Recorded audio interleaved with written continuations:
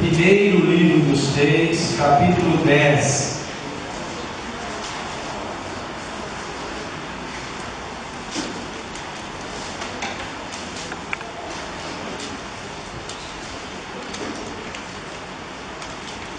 Primeiro livro dos Reis, capítulo 10.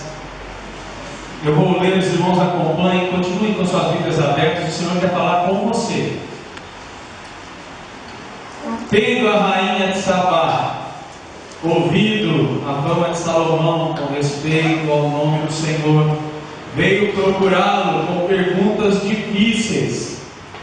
Chegou a Jerusalém com muito grande comitiva, com camelos carregados de especiarias, e muitíssimo ouro e pedras preciosas. Compareceu perante Salomão e lhe expôs tudo quanto trazia em sua mente. Salomão lhe deu resposta a todas as perguntas, e nada lhe houve profundo demais que não pudesse explicar. Vendo, pois, a rainha de Sabá toda a sabedoria de Salomão, e a casa que edificara, e a comida da sua mesa, e o lugar dos seus oficiais, e o serviço dos seus criados, e os trajes deles, e os seus copeiros, e o holocausto que oferecia na casa do Senhor, ficou como fora de si, e disse ao rei: foi verdade a palavra que a teu respeito ouvi na minha terra, e a respeito da tua sabedoria. Eu, contudo, não cria naquelas palavras, até que vim e vi com os meus próprios olhos.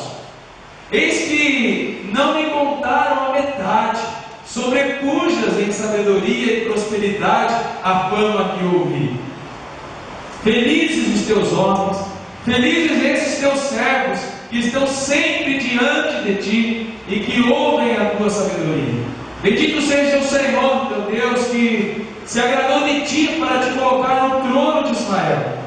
É porque o Senhor ama a Israel para sempre, que te constituiu rei, para executar juízo e justiça. Deu ela ao rei 120 talentos de ouro, e muitíssimas especiarias, e pedras preciosas. Nunca mais veio especiaria em tanta abundância como a que a rainha de Sabá ofereceu ao rei Salomão. Também as naus de Irão, que de Ofir transportavam ouro, traziam de lá grande quantidade de madeira de sândalo e pedras preciosas. Desta madeira de sândalo fez o rei balaústres para a casa do Senhor e para a casa real, como também harpas e alaúdes para os cantores. Tal madeira nunca se havia trazido para ali, nem se viu mais semelhante madeira até o dia de hoje.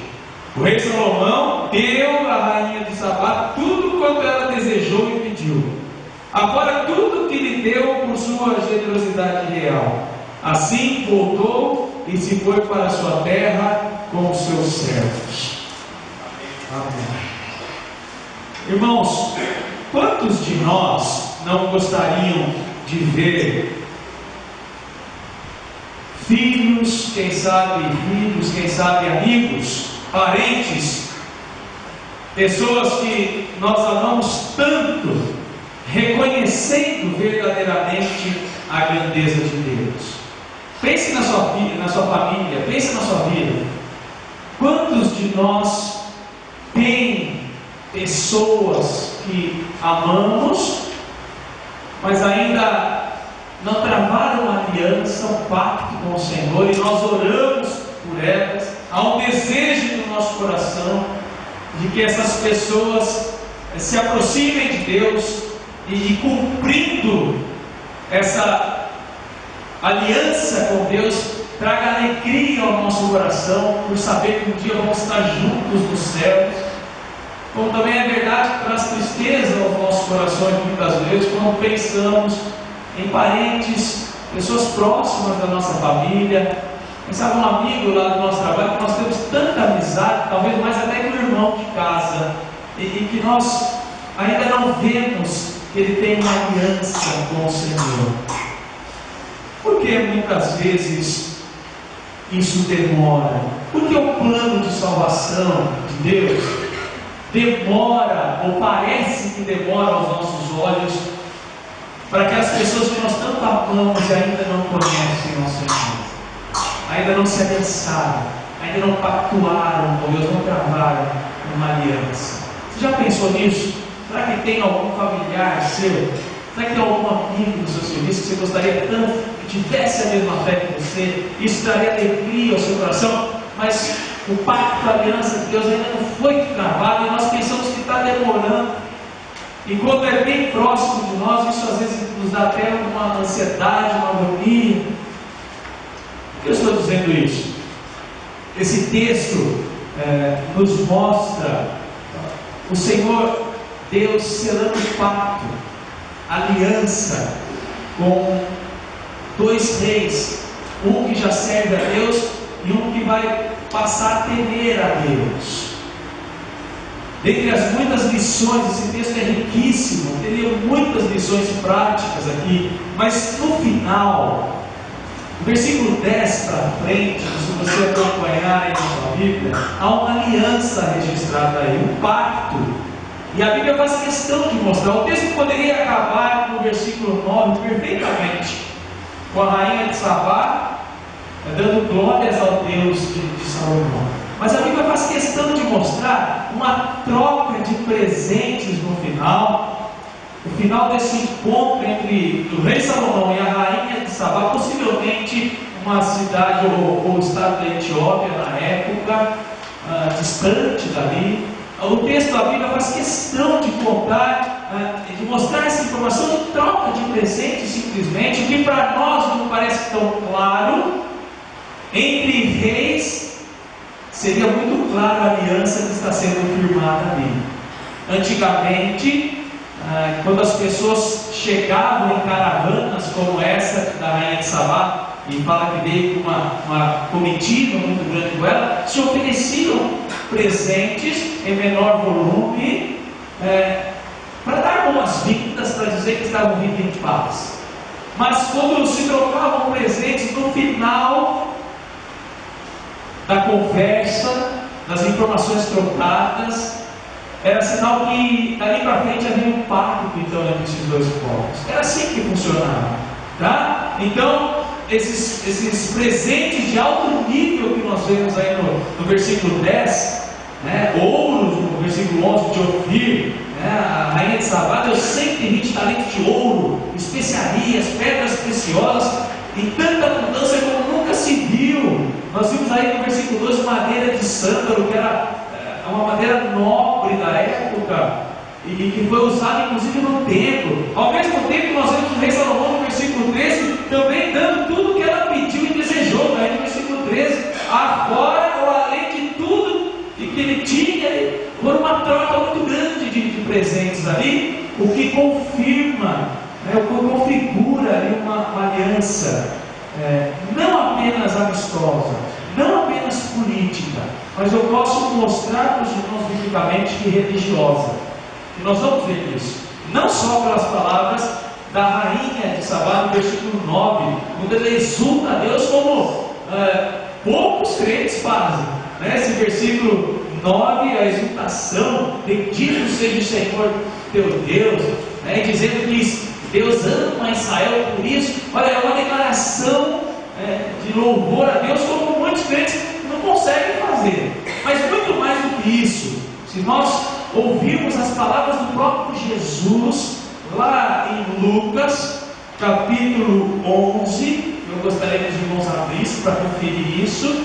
Lucas, capítulo 11, versículos 29 a 32, eu quero confirmar que houve uma aliança religiosa ali, não só política, não só amigável, mas religiosa, porque o próprio Jesus, além da rainha de Sabá bendizer ao Senhor, da forma como que ela bendisse ali, Jesus se refere a ela, Lucas 11, versículo 29, diz: como afluíssem as multidões, passou Jesus a dizer: esta é geração perversa, pede sinal, mas nenhum sinal lhe será dado, senão de Jonas. Porque assim como Jonas foi sinal para os ninivitas, o Filho do Homem o será para esta geração. geração. A rainha do sul, olha a referência aqui, se levantará no juízo com os homens desta geração e os condenará, vai fazer juízo sobre eles, porque veio dos confins da terra para ouvir a sabedoria de Salomão, e eis que está quem é maior do que Salomão, agora já falando dele. Então a referência aí no versículo 32 também dos ninivitas, tanto dos ninivitas como da rainha de Sabá, aqueles que são vistos com mais fé do que os próprios judeus que encurralaram Jesus ali, queriam pressioná-lo, queriam tirar dele alguma resposta errada perante a lei para condená-lo, não aceitando como Messias. Jesus usa exemplo dos ninivitas e da rainha de Sabá, que vão julgar aqueles que não aceitam como Senhor. Então eu vejo aqui muito claramente uma aliança religiosa também. E como eu disse no início, irmãos, todos nós queremos que os nossos queridos, quem sabe filhos, maridos, esposas, amigos, que são mais que irmãos muitas vezes, do nosso trabalho, da nossa vizinhança, nós queremos que essas pessoas tragam então a aliança religiosa com o Senhor. E esse texto nos ensina então o que cabe a nós e o que cabe a Deus nesse plano da salvação, para nos confortar, mas também para nos exortar a fazer a nossa parte, tá? Então Deus, no plano da salvação, vai permitir que nós trabalhemos com Ele, mas não se esqueça, conforme esse texto que nós vamos ver, que o Senhor, para essas pessoas travarem um pacto, uma aliança com o Senhor, para a conversão delas, primeiro nós vamos ver no texto o que não cabe a nós, porque primeiramente, no primeiro instante, cabe a Deus, ao próprio Deus, tocar a vida dessas pessoas, e esse texto nos mostra claramente isso. Irmãos queridos, semana que vem nós vamos ter um culto evangelístico. Eu quero crer que vocês vão trazer pessoas aqui. Eu quero que vocês guardem já essa primeira informação que o texto nos dá. O que não cabe a nós. Não somos nós que atraímos as pessoas a Jesus, não somos nós que atraímos as pessoas a Deus, é Ele mesmo quem elege. Guarde isso. Não adianta você tentar ser legal, não adianta você achar que porque você vai ser mais descolado, você vai mostrar no seu trabalho que você não é um crente careta. Não adianta a igreja querer promover algum tipo de cultos meramente atrativo, como eu vi, já disse para os irmãos aqui uma vez, me entregaram um convite aí dizendo pagodão, 19 horas na rua tal. Quer dizer, não é culto, simplesmente vá lá. Eu sabia que esse interesse que era ir na igreja. Então não são cultos atrativos, banco evangélico, como eu já tenho visto por aí, cheio de festas, simplesmente que vai atrair as pessoas até Jesus. Quem atrai as pessoas até Jesus, num primeiro momento, é o próprio Deus. É Ele mesmo, através do seu Espírito, para no segundo momento, nos usar como instrumento. É por isso que o texto nos diz, e nós conferimos isso no texto, no versículo 1, que não foi a fama de Salomão que atraiu essa mulher. Parece, numa leitura rápida, que essa rainha foi até lá a Jerusalém, porque a fama de Salomão era muito grande, suas posses, suas riquezas, e era mesmo. Mas não foi a fama de Salomão que a atraiu. Versículo 1 diz que, tendo a rainha de Sabá ouvido a fama de Salomão, com respeito ao nome do Senhor. Então não foi a fama de Salomão pela sua posse, pela sua riqueza e pela sabedoria dele, mas foi a fama que Salomão tinha pelo que Deus fazia na vida dele, a ponto de ela falar com respeito ao nome, não de Salomão, ao nome do Senhor. Foi isso que atraiu a rainha de Sabá até a querer conhecer esse Deus que ela não conhecia, mas fazia proezas na vida de Salomão sobre o povo de Israel, a ponto de no versículo 9 ela dizer: olha, esse Deus ama muito a Israel, e eu vejo Deus amando Israel através da vida de Salomão. Perceba claramente isso. Essa rainha começa a ser movida em seu coração. Ela tem clareza e sabedoria para afirmar no final do versículo 9 aí, que o Senhor ama Israel a ponto de constituir Salomão rei para executar juízo e justiça. Até ela sabe que Deus está usando, agindo em Salomão como um instrumento para ele. Quem sabe, eu e você, nós somos levados a pensar, porque no contexto anterior da passagem nós vimos a sabedoria de Salomão, e ele pediu mesmo sabedoria a Deus.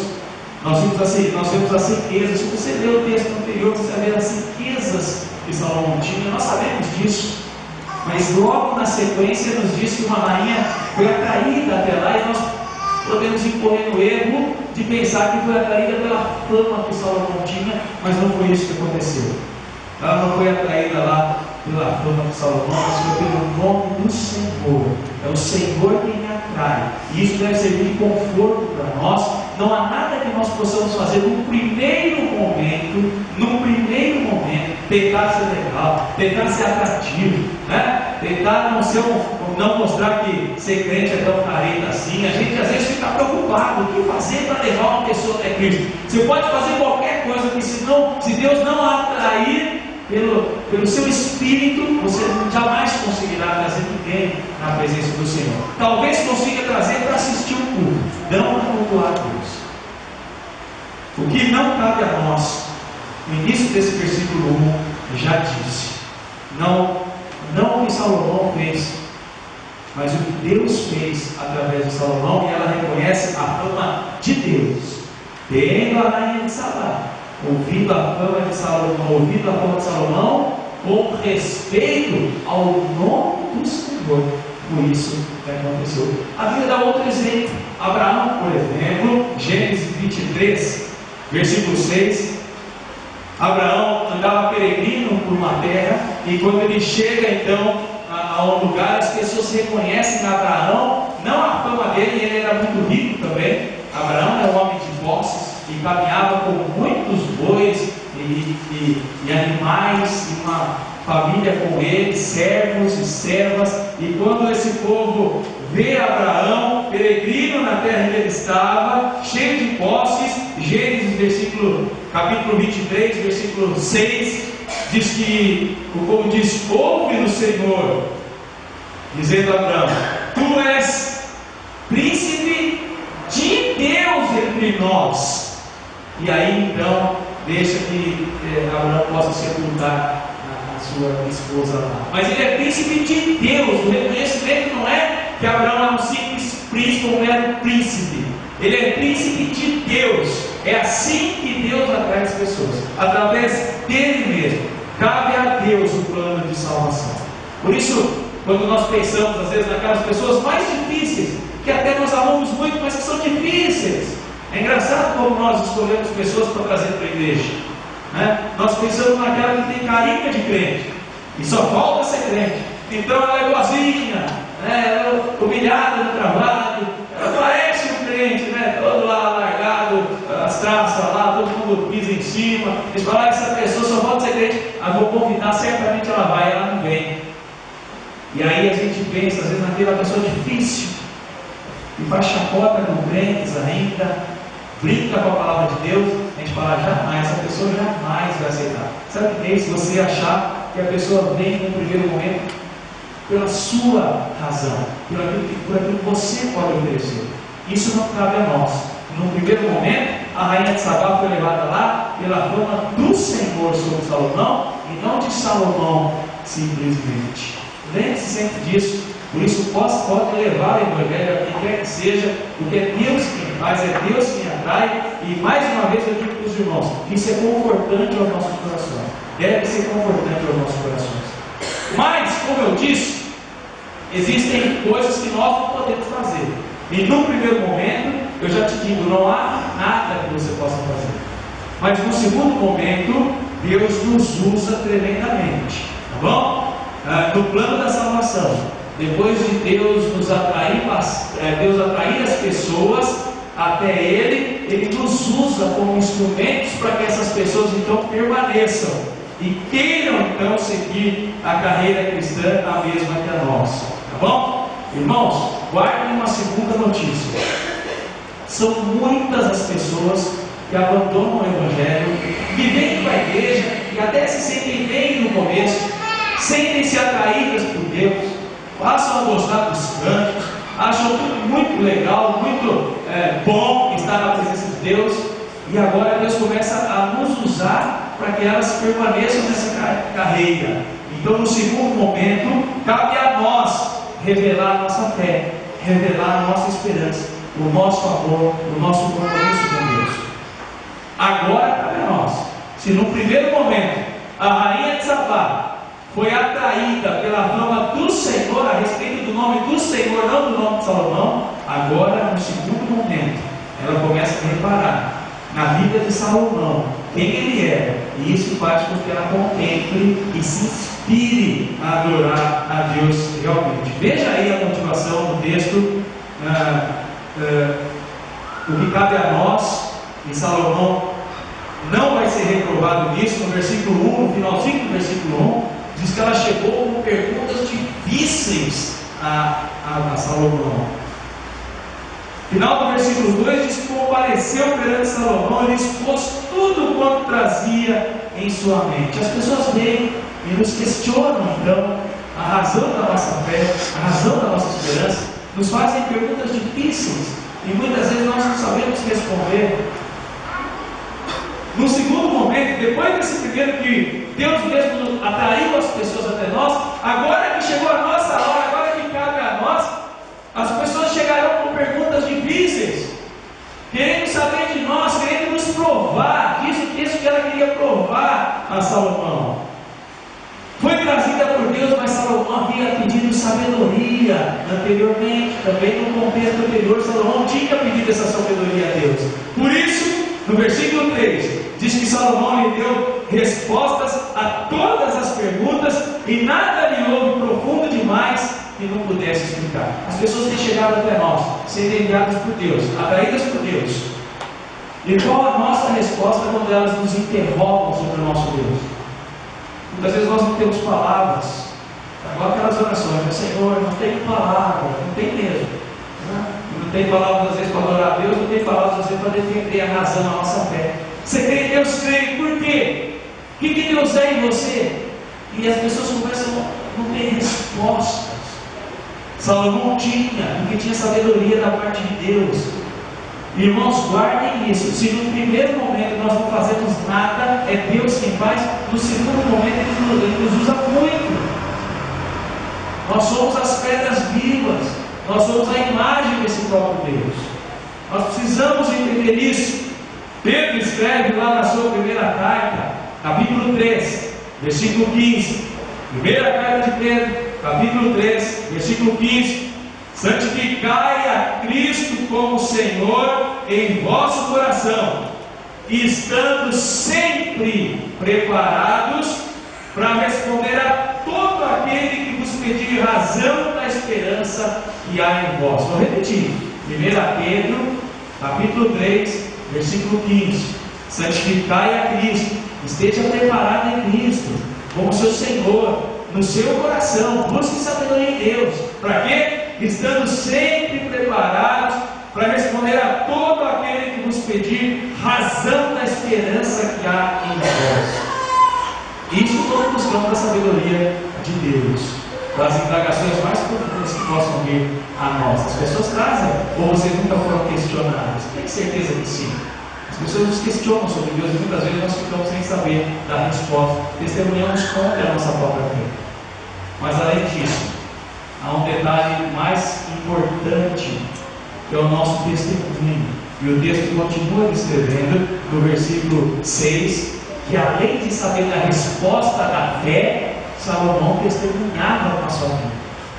Então o que cabe só a Deus, em primeiro lugar, é atrair as pessoas. É Deus quem atrai, ponto final. No segundo momento, o que cabe a nós,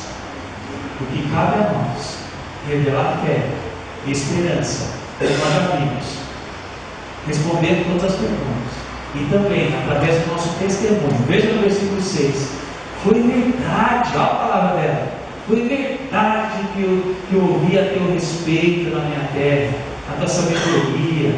Olha, eu não via, mas agora eu vi com os meus próprios olhos. Irmãos queridos, voltando àquilo que nós conversamos no começo do culto, quantos de nós não temos parentes, amigos, pessoas queridas que nós até choramos, muitas vezes porque não estão na igreja. Eu conheço muitos jovens, adolescentes, maridos ou esposas que não estão na igreja, não se achegam até Deus, porque os próprios familiares não testemunham uma vida cristã em casa. Salomão testemunhou para essa rainha. Além dela ver dele a fé firmada, sabendo responder todas as perguntas sobre esse Deus, além disso, ela viu um testemunho prático na vida de Salomão. É assim que essas pessoas que nós queremos trazer veem em nós verdadeiros cristãos. Um jovem que chegou a frequentar a nossa igreja, e um dia eu fui visitá-lo. A mãe dele sempre dizia para mim: visita meu filho, fala com meu filho, convence ele para vir à igreja. E eu fui muitas vezes conversar com esse rapaz, e eu percebi que alguns pensavam que ele era até meio louco, e de louco ele não tinha nada. Ele dizia assim: eu não vou para a igreja porque minha mãe prega, ou ensina, ou faz nada, não é o que ela faz aqui em casa. É completamente diferente. E eu percebi que esse rapaz era muito inteligente, ainda não tinha sabedoria de Deus. Deus não havia atraído, mas se Deus tivesse atraído essa pessoa, testemunho prático em casa, ele não tinha. Quantas famílias acontece isso, hein? Será que nós testemunhamos mesmo lá no local do nosso serviço? Certa vez também, exemplos verdadeiros eu estou falando aqui, viu, irmãos? Certa vez também, um jovem aqui na igreja me procurou dizendo assim, trabalhava junto com outro jovem aqui na igreja. Ele falou assim: as atitudes no local de serviço não condizem em nada com o cristianismo. Como é que as pessoas que não conhecem a Cristo vão querer conhecer, se elas estão vendo exatamente a própria vida delas, o reflexo da vida delas, não o reflexo da imagem de Deus? É para a nossa reflexão isso. Ou nós achamos que estamos testemunhando 100% do Evangelho de Cristo para aqueles que não conhecem o Senhor? Sabe por que muitas pessoas, e nós conversamos na escola dominical aqui outro dia, muitas pessoas têm feito imagens, muitas pessoas têm feito estatuetas, porque o ser humano tem necessidade de se relacionar com Deus, seja lá como ele chame isso ou aquilo de Deus, mas há na natureza humana uma necessidade de relacionamento com Deus. E uma vez que nós somos responsáveis, feitos à imagem e semelhança de Deus, não refletimos essa imagem de Deus, as pessoas vão servir, vão fazer imagens de outras coisas que elas entendem ser Deus para cultuar. E nós seremos responsabilizados como crentes, porque se pessoas têm cultuado e feito imagens para servir a um Deus que elas acham que aquele é Deus, é porque elas não estão vendo em nós a imagem de Deus. Imagine isso dentro de casa, imagine isso no local do nosso trabalho, imagine o que a rainha de Sabá viu na vida de Salomão. Versículo 4 e 5. Ela fica impressionada, vendo a rainha de Sabá, depois de atraída pelo nome do Senhor, vendo a rainha de Sabá, toda a sabedoria de Salomão, a casa, a comida, os lugares oficiais. Veja a boa impressão que ela tem da obra de Deus, porque até o holocausto que oferecia na casa de Deus, diz o versículo 5, até isso ela observou, a vida religiosa dele. Mas também observou a comunhão, a unidade da família de Salomão. E quando eu digo família, não falo família só de sangue, não. Porque no versículo 8 diz: felizes os teus homens, felizes os teus servos. A comunhão entre vocês estão sempre, eles estão sempre diante de ti. Ouvem da tua sabedoria, há um compartilhar, há uma comunhão aí. Bonita. E que exemplo bonito na vida de Salomão. Isso leva as pessoas a expressarem glórias ao nome de Deus. Por isso, no versículo 6, ela diz: foi verdade a palavra que eu ouvi na minha terra. Veja que chegou a palavra lá. A querem que eu ouvir a palavra de Deus. Versículo 7, eu não cria, dando a entender, agora eu creio. Porque Deus me atraiu, porque eu vi em você testemunho de fé e testemunho prático, Salomão. E ela fica tão maravilhada que ela diz, olha, porque isso era a metade. É muito mais do que me contaram, do que eu vim aqui e presenciei. É assim que as pessoas falam da nossa vida? Então você não é nem a metade do que fala tão bem de você para mim, e vendo a sua vida mais intimamente, não é nem a metade. Sobrepujas em amor, em humildade, em reverência ao seu Deus. Você é muito mais do que me falaram quanto à honestidade, quanto à justiça. Você é muito mais do que me falaram quanto às palavras que saem da sua boca, não são todas. É assim que as pessoas olham para nós, nossos filhos, nossos esposos, nossas esposas, os nossos amigos que nós queremos tanto trazer para Deus, choramos pela vida deles, que dependa exclusivamente da atração de Deus, como nós vimos em primeiro lugar. Que dependa só disso, que não sejamos pedra de tropeço depois que Deus atraí-nos. Veja a exortação do texto para as nossas vidas. Que os nossos filhos, que os nossos amigos, a quem nós tanto queremos que façam um pacto, uma aliança com Deus, que troquem presentes com Deus, como nós vimos no final do texto aqui, Salomão representando a parte de Deus, eles possam me dizer, como ela fez a rainha de Sabá no versículo 9: bendito seja Deus, olha o reconhecimento de quem é Deus, que se agradou de ti para te colocar no trono de Israel, porque o Senhor ama Israel para sempre e te constituiu rei. Olha o reconhecimento dele agora, reconhecimento de Deus, bendito seja o Senhor, no início do versículo 9, mas reconhecimento também da vida prática e da fé de Salomão. Te constituiu rei para executar juízo e justiça. Semana que vem, meus queridos, nós estamos sendo convocados pelo Senhor a trazer pessoas aqui para ouvirem mensagens evangelísticas de conforto, as boas novas da salvação. A reflexão que eu deixo para a minha vida e para a sua vida é a seguinte: primeiro, não deixe de convidar, não deixe de levar a palavra para essas pessoas. Você não precisa atrair de nenhuma forma tão empolgante quanto o Espírito de Deus pode fazer no coração dela simplesmente. Cabe a Deus no primeiro momento. Mas, irmãos queridos, nós não conseguiremos trazer nada para pertencer a um corpo que nós dizemos que é bom, que é saudável, que traz vida, se as nossas vidas não corresponderem, tanto na fé, na resposta a todas as perguntas que nos fizeram, quanto à vida prática. As pessoas olharem em nós e se maravilharem. Diz que ela ficou fora de si, diz o versículo, ela ficou fora de si, vendo na prática o que era a redenção. Por isso, fizeram um pacto no final do mês. Que Deus te encoraje, que nós possamos voltar esse tempo aqui semana que vem. Nós vamos orar ao Senhor pedindo que Ele atraia os corações, que Ele mova os corações, mas que nós possamos refletir como é que anda a tua vida na tua casa, como é que anda a tua vida no teu trabalho. É exemplo mesmo de cristão? Eu quero orar com você.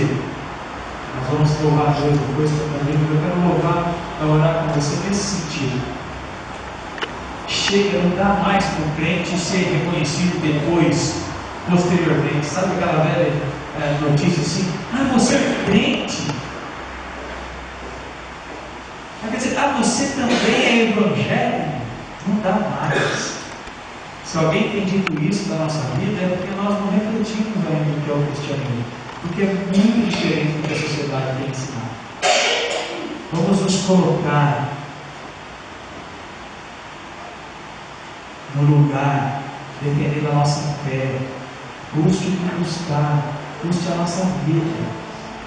Vamos refletir praticamente esse Evangelho, senão nós vamos trazer ninguém para a casa de Deus. As pessoas não vão vir para um lugar que elas já têm igual onde elas estão. Quando eu trabalhava numa outra área, eu me lembro que um rapaz que era incrédulo do nosso serviço lá foi convidado por uma estagiária que se dizia evangélica, ela se dizia crente. Os atos não refletiam tanto, mas tinha lá uns vestígios de crente, sabe? E aí ela, de uma dessas igrejas aí, que não tem compromisso com a palavra, não tem reverência, cantaram até música secular lá no meio do culto, havia até uma prancha no culto. Eu lembro que esse fisioterapeuta voltou no dia seguinte, depois que ele foi conhecer a igreja, e falou assim, perguntaram, mas você gostou lá, né? Gostou? Vai ser crente também? Ele falou assim, para que eu vou ser crente? O que eu vi lá é exatamente o que eu já sou. Eu não preciso de mudança. Ele viu cenas, ele viu shows comuns, ele viu tipos de pessoas, formas de conversas que são as mesmas que ele conversa. Se é para ser igual ao mundo, para atrair pessoas, nós não vamos formar igreja, nós vamos formar clubes, sociedades. Para formar igreja verdadeira de Jesus tem que ser diferente. Não nos conformeis com este século. Não somos nós que temos que moldar o culto para atrair pessoas para. As pessoas vão vir porque são atraídas pelo Senhor. Se elas não forem atraídas pelo Senhor, não há nada que você faça para que ela sente, aqui ela pode até sentar, mas para cultuar, não para assistir culto. Mas você, como Deus é tão grandioso, e quer que nós trabalhemos com Ele. Ele nos deixa revelar a nossa fé, como Salomão, e revelar na prática a nossa vida cristã. Deus nos abençoe, nos console no primeiro momento, mas nos exorte também a ver a vida cristã verdadeira. Vamos cantar primeiro o hino 308 e depois eu oro com os irmãos. Enquanto nós cantamos, eu queria que o irmão